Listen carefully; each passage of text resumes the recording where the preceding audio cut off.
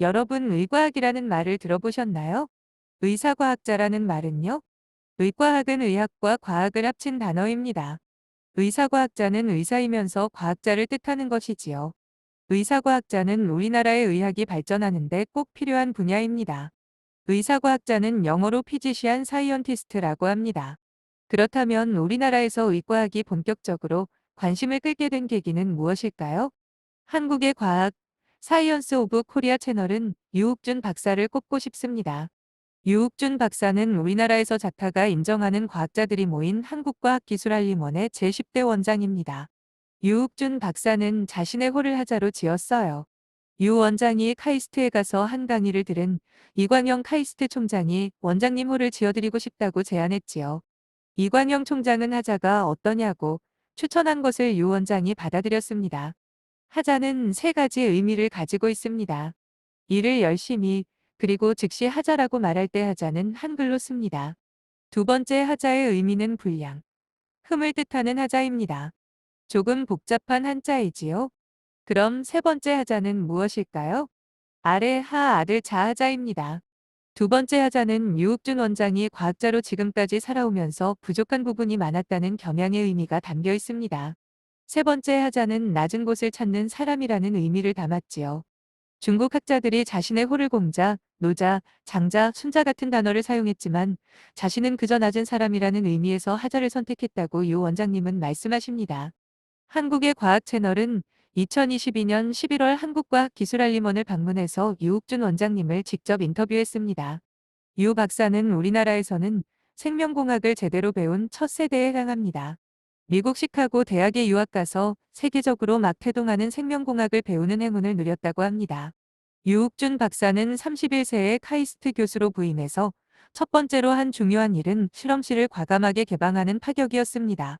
특히 유욱준 박사가 1992년부터 10년간 개최한 BMW는 우리나라에서 의학 발전을 앞당기는 기폭제 역할을 했지요.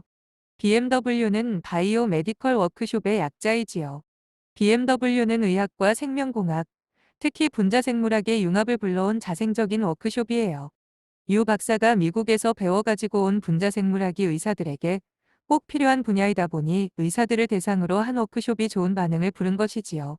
지금은 누구나 익숙해진 PCR 기술이 나오면서 의학과 생물학에 엄청난 도약이 일어났어요. 그렇지만 의사들은 공부를 새로 시작해야 할 상황이 닥친 것이지요. PCR 기술이 등장하면서 크로닝 기술 없이 유전자 증폭이 가능하게 됐지요. 쉽게 말해서 의학과 분자생물학이 하나가 되면서 의학계 논문이 분자생물학 논문으로 바뀌었다고 할까요?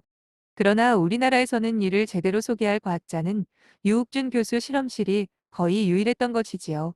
아름아름 찾아온 의사 몇 사람을 대상으로 유 교수는 자기 실험실을 개방했습니다. 그랬더니 소문을 듣고 전국에서 의사들이 몰려왔어요. 하는 수 없이 유 교수는 분기별로 실험실을 완전히 개방해서 전국에서 온 의사들에게 워크숍을 실시했습니다.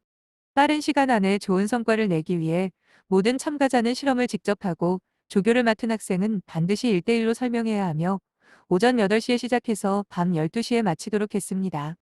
여기에 교육 효과를 높이기 위해 과학적이 아닌 또 하나의 원칙을 제안했어요. 가르치는 사람과 배우는 사람이 모두 즐거워야 한다는 것입니다. 워크숍은 모두 34회에 걸쳐 진행되면서 가톨릭 의대 172명, 연세대 의대 141명 등 전국의 의대생 1,200명여 명을 가르쳤다고 하니 굉장하지요. 전국의 의과대학과 의대 부속 병원, 대형 종합병원에서 일하는 의사의 4분의 1이 조금 넘는 숫자입니다. 실험실 개방은 예상치 못한 엄청난 효과를 불러왔지요. 어느 날 과학기술부에서 전화가 왔어요. 과기부 담당자는 의학과 생명공학을 융합하는 의과학 분야를 보급하기 위한 연구개발 프로젝트를 기획해달라고 요청했습니다. 당시로서는 적지 않은 금액인 1억 원 규모였지요. 몇 달 뒤에 과기부는 의과학센터를 설립하기로 결정했는데요. 고맙게도 기재부도 의과학센터 설립에 찬성하면서 당시로서는 적지 않은 예산인 55억 원을 받아 의과학센터를 1998년에 완공했습니다. 카이스트 의과학센터가 중심이 되어 운영한 사업단은 1998년부터 2007년 사이에 우리나라 의과학 분야 국가 예산의 1%를 사용했어요. 그러나 그 기간 중 우리나라에서 세계 세대 과학 저널인 셀 네이처 사이언스 저널에 발표한 논문의 21%를 사업단을 통해 발표했지요. 임팩트 팩터 12 이상인 논문도 133개가 나왔어요. 이 과정에서 다수의 권위 있는 연구자와 스타 과학자가 나타나기 시작했지요. 과학자들이 좋아하는 창의과제나 내셔널랩 등의 여러 과학자들이 선정됐습니다.